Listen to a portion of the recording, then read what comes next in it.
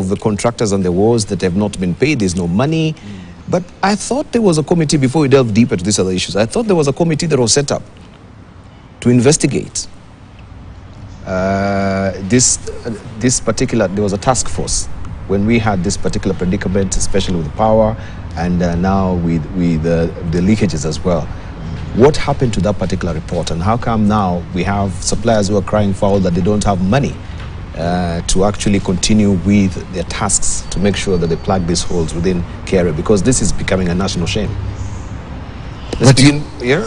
Well, I don't know. I have not heard of that committee. Those are the things I'm saying. If you may remember, isn't it? There was a task force. There was a committee that, or was it just a promissory note that they're going to investigate. They're going to look at some of his contracts.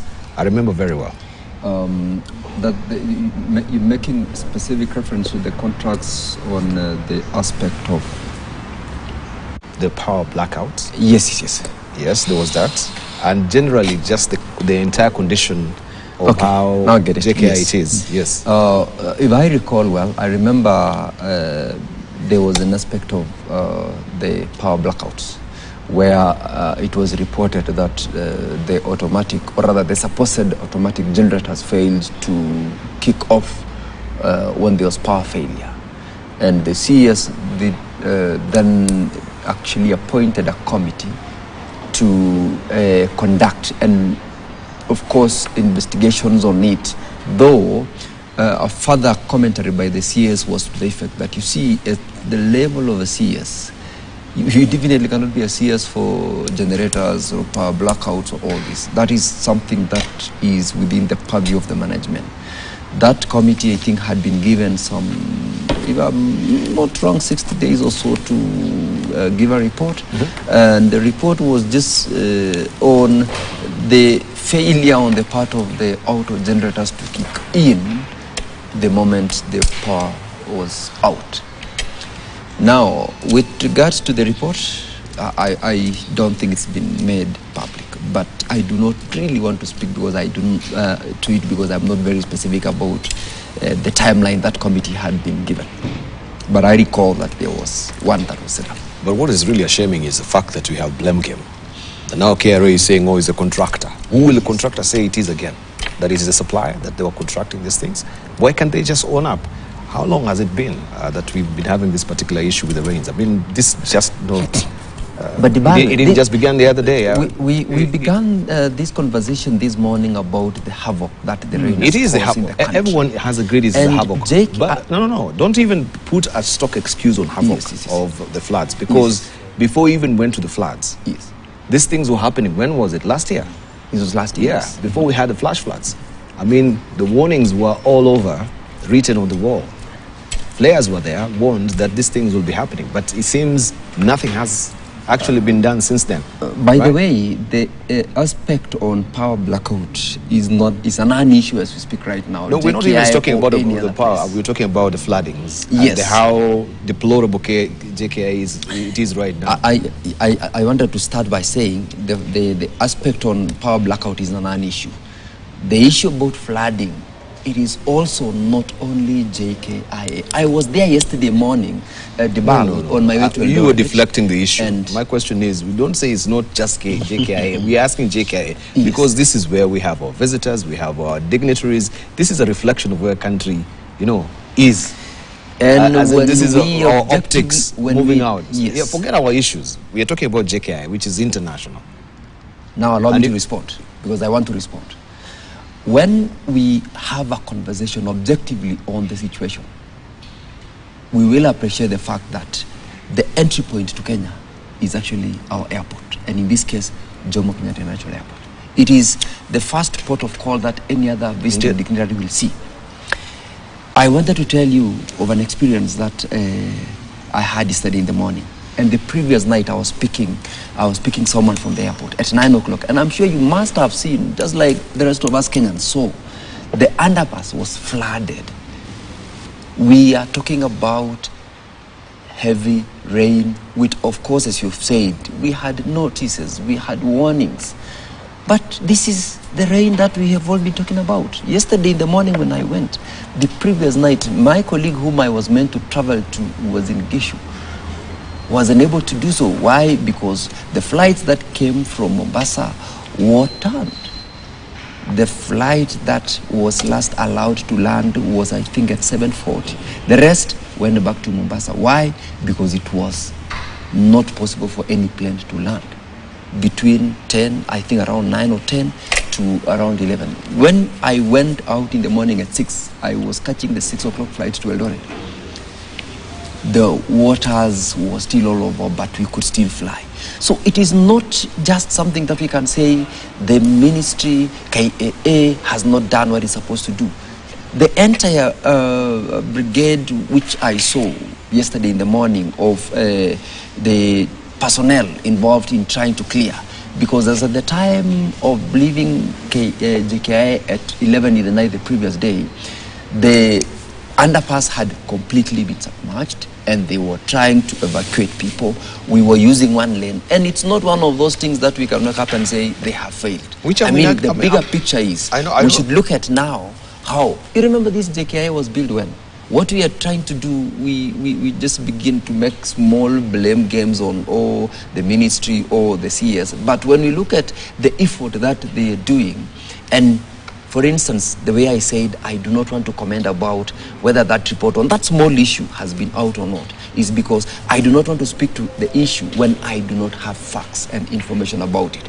But if we were to go down to see what they are doing, we will appreciate the effort they are putting in, though we are saying they have not done much to mitigate the situation. But they are doing something. Right. But let's give it to them. It's a given we know how floods have affected. But we're talking about basics. Yes. Because we're talking about basics. Yes. Even from your home, right now your mother will call you up and tell you, hey, by the way, some of the bricks up there, they need some repairs. The rains are coming, isn't it? We need to inspect them. Those are the things we're talking about. Other things that we know are beyond us sometimes, like the underpass being overflooded, all the fog go in, and the planes cannot really land at the end of the day. You know, that's understandable. But there are basics. We're talking about leaking within the terminals. Roofs. Yes, leaking roofs. These are basic inspections you can do before the rains they come. The weatherman has given you all this particular. This is what I'm asking. Simple, because this is not the first time that we've talked about this.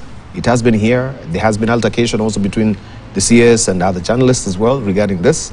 Still on it as well. It rains again. He posts, and there's no reaction. We wonder, okay, after all these talks, then no remedial action is actually taken immediately. To me, I look at it from two perspectives. One perspective is how prepared are we for these emergencies. Like now we have excess rains, and from what you could see, it's obvious that our level of preparedness is wanting. The second level is also our designs. Because if we had a very well structured drainage system, you know, the thing is the rains are coming, but how are we then draining the water? And I think that's where the problem is. And to me, in an international airport like JKA, everybody would imagine that we have a better drainage system, so that despite the rains coming as they are now, then there should be a way we get the water out of the airport, so that planes could land. Imagine if although I know it's like a requirement that for any pilot to be up there, you must have enough fuel to take you to the nearest airport. Well, just imagine with those rounds you were doing, if anything happened, the rain short of fuel, what would have happened? So I think we're just saying, what lessons are we learning from this? To me, we need to look at two things. One of them, can we then work on our level of preparedness in terms of these things? And the second one, our designs. If we get right in that area, then Esakan will be able to move forward. The only unfortunate thing is we might just sit again and do nothing. And then the next year we have the same rains and we have the same problems. Okay, because the question is, when we hack back to 2021, yes, we had KAA, which embarked on renovation project to upgrade JKI, Terminal 1B and 1C, where we're talking about the leakage. And it was the amount that was actually put aside to do the renovation was 963 million shillings. So this is why we're asking, since then up to now, because this project has been ongoing, isn't it? Since 2021. If we ask why is it leaking, and yet we spent that eye-popping figure on renovation, on simple things like this, You know, then we need to question also the contractual. I mean, people need to ask this. So, because it was projected, once complete, the newly renovated Lightfield departure terminals will deliver modern concessions and amenities that will give travelers a friendly and, listen, memorable experience. And of course, they're getting memorable experiences right now. Right? And it will also ease passengers' flow and increase efficiency due to the centralization of security screening procedures as well. Yeah, so where did this 963 million shillings that we're talking about go if simple amenities are not in place right now? We need to question. And I think that's also was in the budgetary committee. Yeah, basically, when the money is provided, you need to get value for money. Value for money. So that's what we're asking, briefly. You wanted to comment before we come to... Yes, I wanted to comment. You know, we tend to look at things in pockets. Disjointed. Yeah, disjointed. The country is one. And if systems are not working and our way of doing things are not wrong, it will not just show in one place. It shows here, it shows there, it shows here. Now, to me, I still see this in the same way I see the increased road traffic accidents. I see this in the way that we had the fire before. I see this in the way we have fertilizers that are defective. There's one thing that is running across. How is our professionalism? How are technical things being done? Because when you listen to things, you hear politicians talking, even when there is a problem that is actually technical. And so our technical people, where are they? So we have a system where probably you have subdued the technical people. If you come now to this one of the airport, if the generators failed, and this is an airport that we are renovating. Remember, we had a fire. You remember the old arrival lounge, where now I think we are parking. When that burnt down, that is when actually we started to now renovate the whole airport, and a lot of money has been put in. And in my view, anything done in 21 and 2024 is new. It's new. If at that time, if within that time, the generator system failed. Now, when you are going to look at that, you just don't look at the generator system. You look at the whole system. Now, we have heavy rains, but in technical things, there's normally a safety margin. You know, in some places, they put a safety margin as high as 50, meaning, now, if this amount of rain fell, this would give in. And you say, you would even double that. If that was done, that's the safety you put. Was that done? So when we were now checking the power, did we check everything else? Now, if a roof is leaking and you are saying that the contractors are saying we can't finish, it means it's something that was not completed that they were aware of, so that they are not surprised. So when we had this team that was put in place, did we check the whole system? So I think generally as a country, the politicians are subduing the professionals. So what is happening? So the question we should be asking is, of course, this money was budgeted for.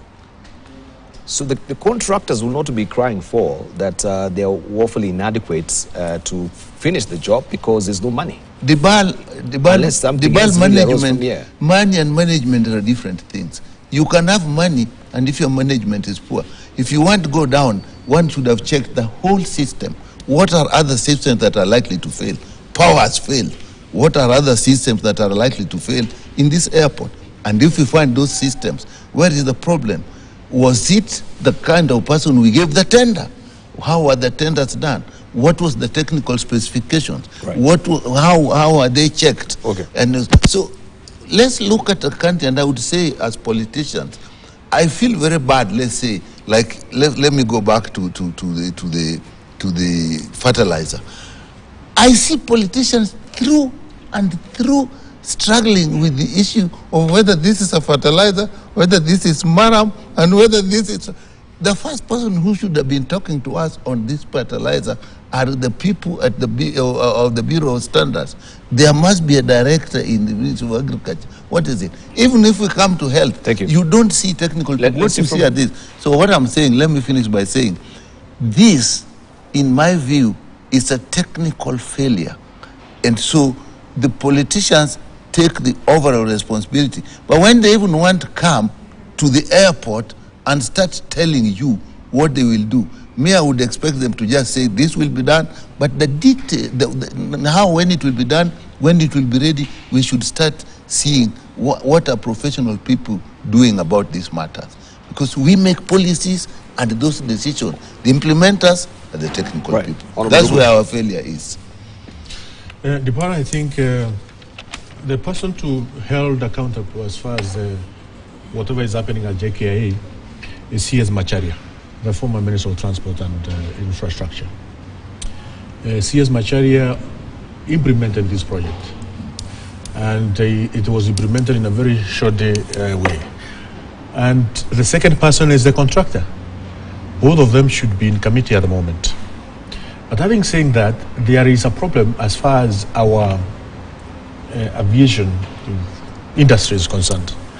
2 or so months ago, or 3 months ago, there is 2 aircraft which collided mid-air. And we lost a student, or I think a student and someone else. Instructor. An instructor. Aircraft colliding mid-air, it means there is someone who is failing to do his job. Gross, what I may say, gross misconduct as far as your job is concerned. That thing has not been addressed so far. But I'm planning to get a statement from the ministry. I'm issuing a statement as far as that is concerned. Now, it means there are some, as Dr. Arya said, sections within the ministry or within that industry that are not coming together, you know, the way they are supposed to be. So we should ask, when did this start? And from where I sit, this started from the time Macharia was the CS of Transport. Remember, he was the CS of Transport all through Uhuru Kenyatta's administration. So if there are people who should take to committee as far as the menace or the problem which are happening in JKIA is CS Macharia and whoever did that work, the contractor. The other thing is, I know the president has issued very strong instructions to the minister in charge of transport and infrastructure, CS Murkomen, that we must get another runway as a country, and it must be done before 2027. So I know the ministry is in the process of getting resources to ensure there is a proper, a bigger runway at JKIA. And in the process, all these problems which are there at the moment, we are able to see, all of them will be taken care of in a holistic manner when this project is being implemented. So it is just requesting Kenyans to be patient. I know these are problems which President and his government, they are going to fix. But we have to call those who executed this project, CS Macharia, and the contractor. They must be called for account, because huge amount of money was spent. We can see it showed the work which was done. Dignitaries were being received yesterday. A number of presidents from the region were coming in yesterday. And I was with some of the dignitaries at Serena in the evening. And they were saying, what's happening in your airport at JKIA? Even from where the president is writing is raining. So it's not good as the face of nation. There are three things which you should take care of. One is JKIA, because it shows the face of the nation. The State House shows the face of the nation, and also the Deputy President residence. It shows the face of the nation. These are areas or infrastructure which Kenyans should be able to take and properly innovate, properly ensure they are well maintained, because dignitaries from across the world, when they come through JKIA, they'll be able to judge what's happening here, they give investors confidence, and also where they are received, whether it is State House or Deputy President residence, it must portray the face, that we are well organized people as a people. But at the moment, we are coming out as a people who are not well organized when our visitors arrive at JKIA. So I'm calling upon whoever is responsible to ensure CS Macharia and the contractor, they answer. Right. And not only answering, they be taken to committee. Right. So an audit has not been done on this. Should an audit be done on what really works went into this? Were there sloppy jobs that were done, substandard materials that also were procured that we can see now it's coming to bear in what is happening? And just briefly, as we wind up on it. I'm sure there will be a report. The funds we spend there are public resources, and the constitution requires that anybody who uses public resources must be accountable and audited. So I'm imagining that the audit reports, once they're out, they'll point out to some of these challenges and weaknesses, and then people who are accountable will be called to answer. I imagine one day we'll see, as he says, if it's Macharia coming, although Macharia is no longer now the CS. So the truth of the matter is the person who will be answering these questions is CS Murkomen and the current PS, depending on when the reports will be out. But all said and done, if you look at the KAS as an institution, it's one of the institutions that is making a lot of money for the country. So I don't think to them money is a problem in terms of financing. I see challenges more of technical issues and administrative issues, because I'm sure they had the money to take care of these repairs. But it's worrying. As you said earlier about the fact that this thing was done in 2021 and today is 2024. Even anything which has been, even your normal house, if you do it 2021 and do it 2024 and you are already doing repairs, is a very clear indication that some things were not done correctly. When I saw that roof leaking, and you could see they were using the things where you put out, when you see these basins where you put your things to go collect the water. You could see they were putting that to collect the water. Imagine that, and that was being flashed all over the world. That the JKA is an international airport, this is what is happening.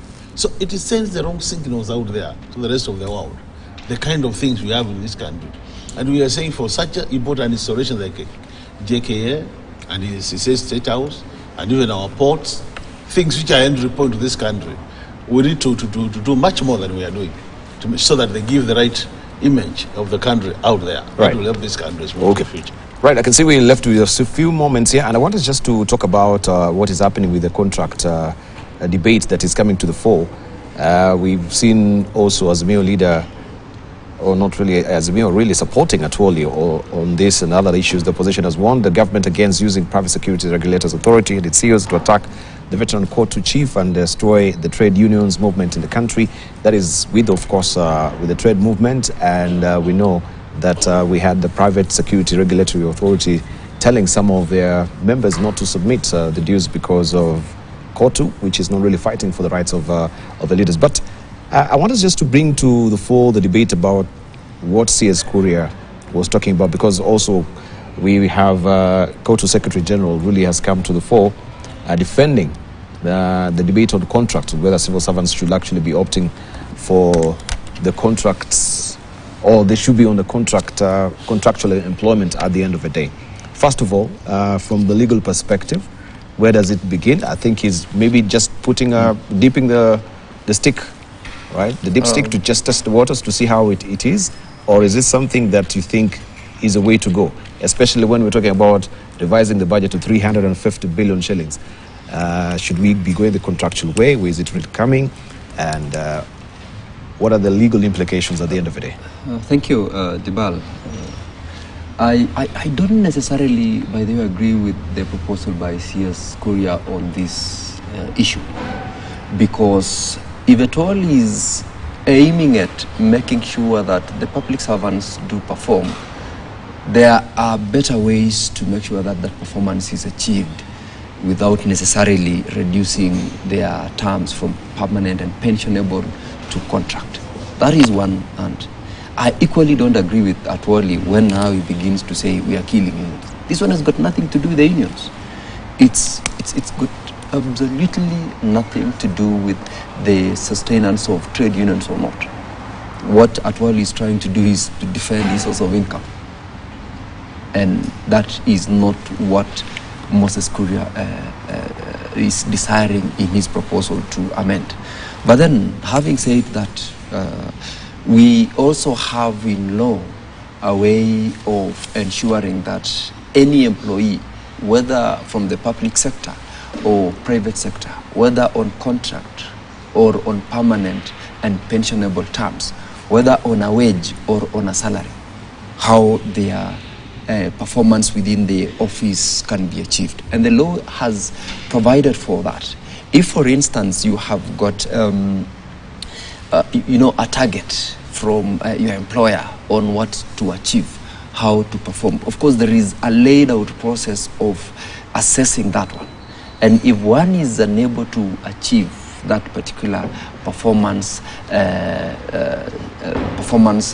target, for instance, then the employer has a right to even dismiss you for underperformance or incompetence. Because if you have failed to perform on your JD, there is a job description, then the employer has got no business retaining you in the employ. They will terminate you, and the law allows them to do that. So it is true that we really would be very happy to say we want to make sure that all public servants are supposed to perform, but to a certain level of expectation. When the Employment Act, I think, should be Section 45, if I'm not wrong, it says if you have been unable to do it, it is upon the employer to justify that, look, I have today dismissed Dr. Nyekal from his employment, and the reasons are as follows. One, he has underperformed, and the reason why I have come to the conclusion that he has underperformed is for the following reasons. These reasons are now what would justify in law someone to be terminated. So it's not new that Kuria is saying we should put people on permanent and pension, from permanent and pensionable to contract, because it is a conversation that the law has provided for. It doesn't mean that the person who is on permanent and pensionable has got completely different terms of employment in terms of their performance. Both must perform, but the terms of this one is on permanent and pensionable, the terms of the other one is on contract. So, but is it the issue of performance, or there is no money? Because, of course, when you go to contractual basis, or the issue of pension really is not really within the remit of government anymore. We've seen this particular debate, you should revise all the age from 60 to 55. We had 55 before we went to 60, and the reason was they don't really like you that much that actually they push you to 60, that you should stay. It's because there's no money actually to pay for your pension. So is the debate really about money or performance at the end of the day? Because also the coffers are empty as it is. From where Kuria is coming from, it's about performance. But when you introduce the aspect of now, whether it's about availability of resources for pension or not, then it will not answer the question that Moses Kuria is trying to achieve when he's saying we should reduce PNP to contract. It wasn't. However, that is, of course, another life issue. A number of our institutions, I was seeing the Controller of Budget report, the Auditor General's report, on a number of county governments. Most of them, over 70%, have not remitted their deductions for their retiring staff to the pension scheme and other relevant government agencies. So it is equally another bomb that is in the waiting. But he brings a debate that maybe we should open the whole discussion broadly to some of the constitutional bodies like commissions, that they are on full-time basis, and yet there has been hue and cry that we should look at these commissions, should they be on contractual basis instead of full-time?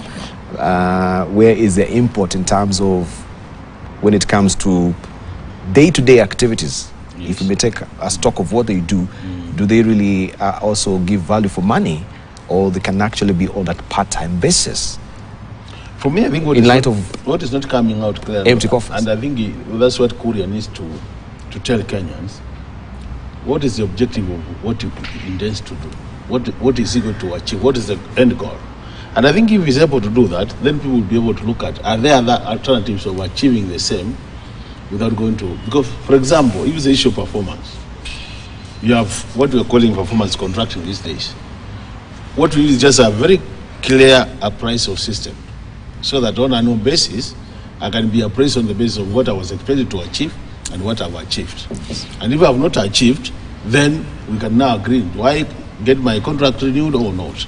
Because the situation is, in many cases, and this matter has come up, pushing people to contracting other than permanent pensionable has two disadvantages. One of them, when I get you on contract, you'll be paying gratuity after every 3 years. And currently they are playing around with the delaying submission of remittances to these other institutions. Gratuity you can't. The day your contract ends, before, even if it's been renewed, you need that money to be in your account by the time you start the new contract. Which means now, even the demand for more resources to meet the payments is more regular, and you have to budget every 3 or 5 year contracts. Every 5 years you must be budgeting. Now, you employ somebody at 18 or 20 years, and you wait to pay them after 60, which means you can get this money and invest the money so that by the time it comes to the payment time, you'll have actually generated enough money from the returns of this investment, and you pay. The other thing is, when you put me on a contract and not pension, because one problem we have been having as Agano is the issue of very low levels of productivity. So if the objective is to improve productivity, then you will not improve productivity by just pushing people from P and P to contracting. So I think the CS needs to come out and tell us what does he want to achieve by this move. And then we can look at it from that level. If you want to achieve this, it's the only way to achieve your objective by pushing people from permanent and pensionable to contracting. And I think if you do that now analysis, which is technical analysis, we will say, does it make sense or it doesn't make sense? But I think it's another statement where we are saying people just go out there, shout without really thinking hard. What is the process expected to achieve my goal? That's why we have a problem. All right. Yes. Honorable Nyikao. Maybe. Okay. Okay. Let's see. The issue, the issue of the CEO of Private Security and Regulatory Authority, I sit in the Delegated Registration Committee, and I can tell you from the point of authority, there is no regulations on what the CEO of Private Security Regulatory Authority is doing. Actually, the fact is, the CEO Vazur should be arrested with immediate effect, because we annulled all the regulations concerning the Private Security Regulatory Authority. There are some regulations which they had come up with.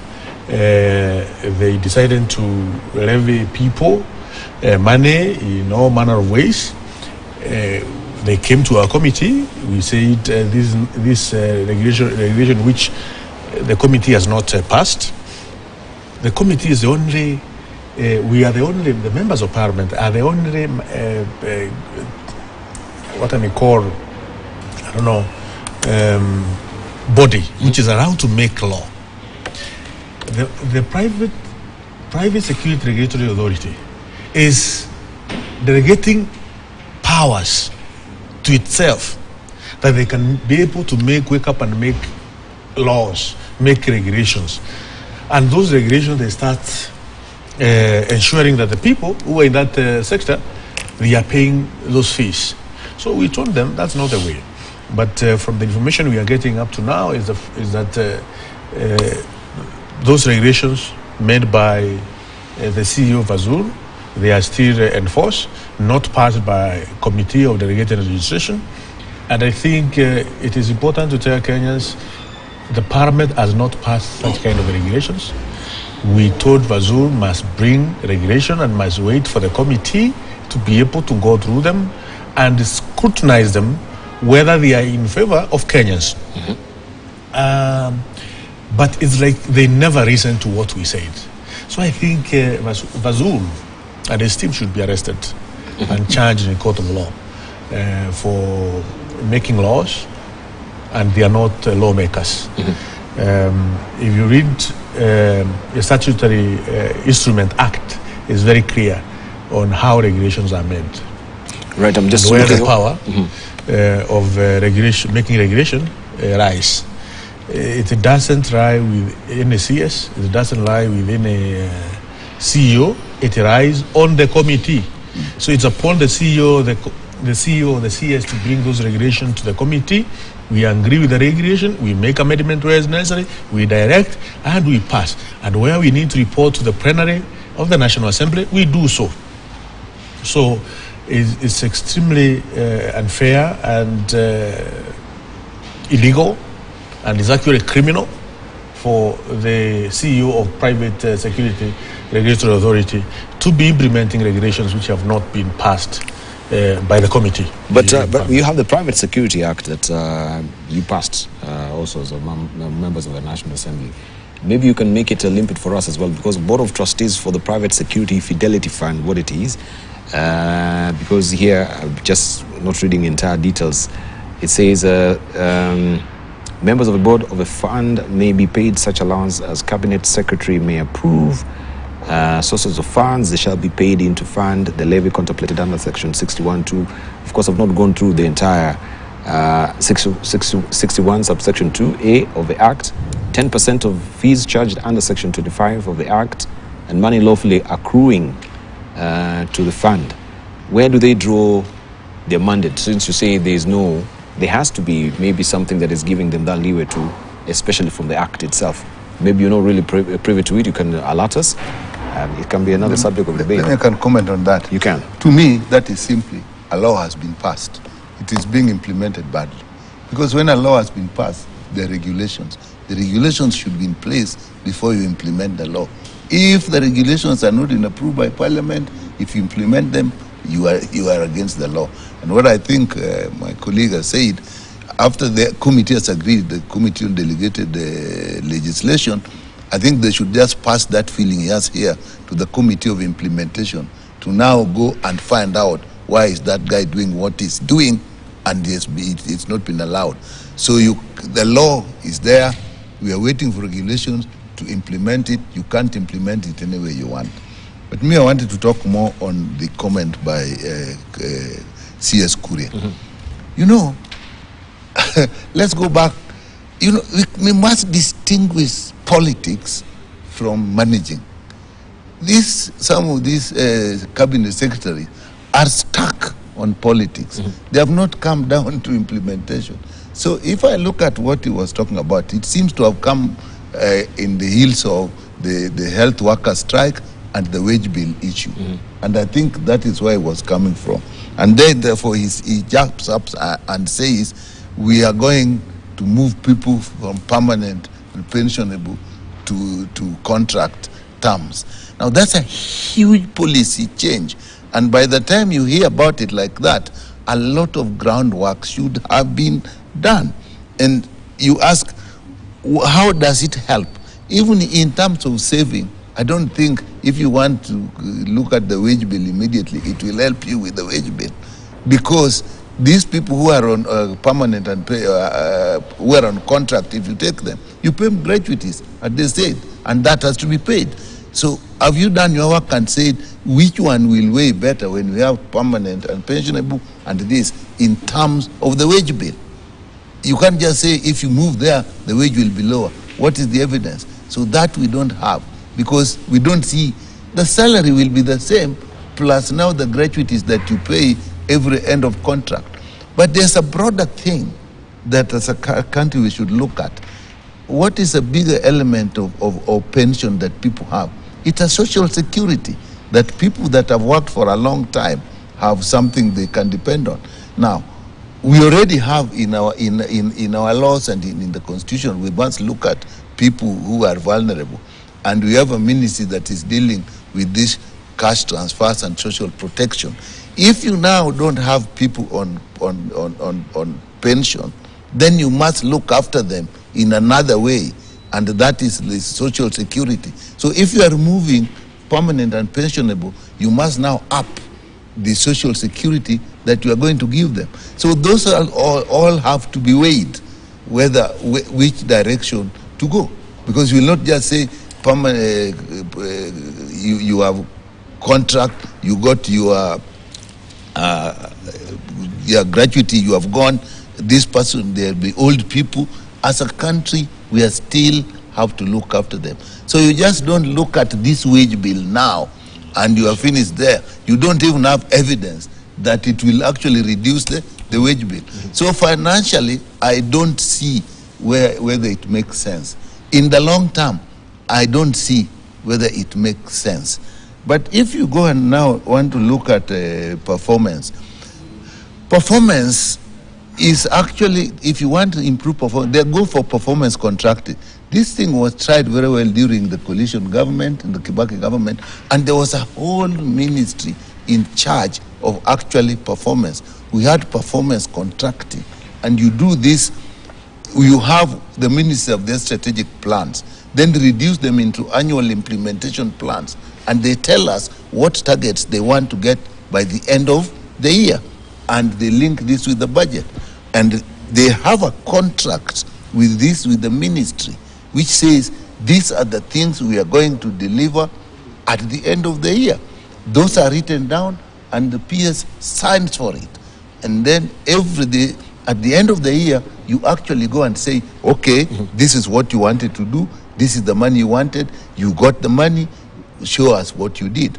And even midterm, you go and look at the performance. So performance is continuous, and we had this thing that what gets measured gets done. So if it is performance, that is the wrong way to go. Thank you. If it is immediate saving, we have no evidence. Long-term saving, we have no evidence, and it's not looking at the social security that will come with a country where everybody is on contracts. So I think it's a knee-jerk reaction. Let me just say something, another thing. I'm seeing something generally in this government, and our colleagues here who are closer. They seem to be going with this idea of creative distraction, where you come and you think you want to change things, you suddenly destroy what is there and you bring a new thing. Well, it is a Marxist idea that created that if you want to bring change, you must destroy what is there. But so you see it now, suddenly a big thing of a permanent pension, you destroy it. NHF is bad, just destroy it. That idea has to be accompanied by very well planned change management, because you are destroying what was there, you are going to what is new. How do you shift from what is the old to the new? Thank you. After you destroyed it. All right. So I see a broader picture in this.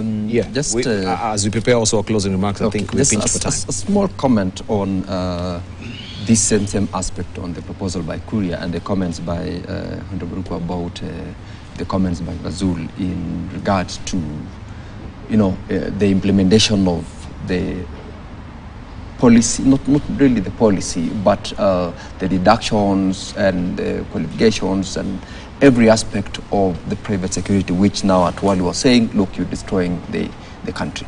There are indeed regulations, and it's true, there is the law in place that Honorable Nyikal has made reference to.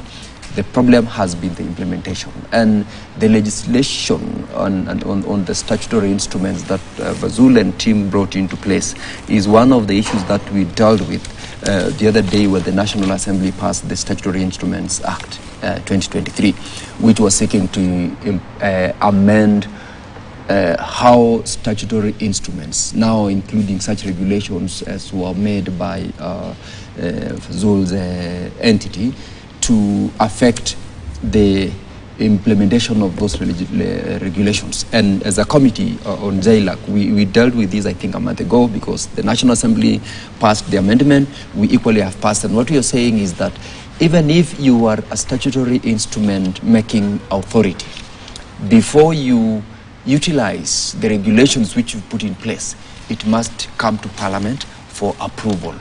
And one of those which we will definitely deal with are now such regulations, because as it stands right now, the law, even if Parliament has not, remember there are over 10,000 regulations whose time lapsed. There was that issue between the Office of the Attorney General and now the law as is right now. So in the amendment, we've said that if you are making regulations, you must submit them within 7 days before Parliament. And Parliament, for those regulations to be implemented, must publish them. That is a way of safeguarding the public from such regulations as are passed by Bazoum, which, when you look at broadly, they have not been subjected to proper processes and procedures, because the aspect that affects the public must be subjected before the public. And therefore, it's going to give Parliament their continued mandate as an oversight authority to all statutory making institutions, and we will not be having situations like what we are having now with Bazoum and his regulations which are in place. It also has enhanced the penalty aspect. So what we're saying, the law as is right now gives you are going to be put in for 6 months or pay 20,000, but the amendment is saying, my friend, look, if you pass some regulations without subjecting it appropriately, then you are supposed to pay personally 500,000 or 2 years in prison. All right, thank you. Let's just get your closing remarks. We'll begin with you. Let's just begin with you, Honorable Sigesi. Just 30 seconds. Thank you very much. I want to call upon Kenyans briefly to be very careful in how they react to the heavy rains. If you are warned against crossing over certain rivers, certain source of, risk to you, let us be reasonable enough to take care of ourselves and take care of our loved ones. Thank you. Let us support the government to mitigate and minimize on the destruction that is caused by the heavy rains. Honorable Makali, your closing remarks? What Sigesi is saying makes a lot of sense. Just reading 411 here, whether they're saying several houses have been swept away and roads in Mayu cut. More figures in terms of casualties will be falling up. Tie that together with the fact that we have no doctors in the hospitals. So when we get these people and we are pushing them to the hospitals, nobody to attend to. I think it's time we sort the matter so that when people get to the hospitals, they find people to attend to them. All right, thank you. Honorable Ruku. We are receiving a rain which is above average, what is expected for a normal season. I think government is trying to do all what it can to ensure the Kenyans' lives are saved and the property and destroyed is restored. We cooperate with those who are the team which was set in place to ensure that it's not the effect of what is going on.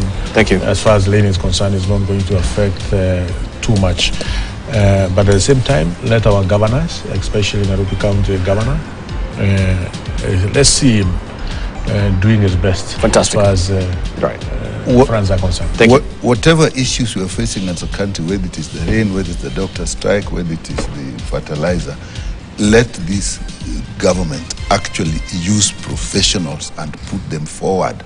Politics seems to be subduing professional input in the management of our affairs. Thank you. Honorable Nyakao, Member of Parliament.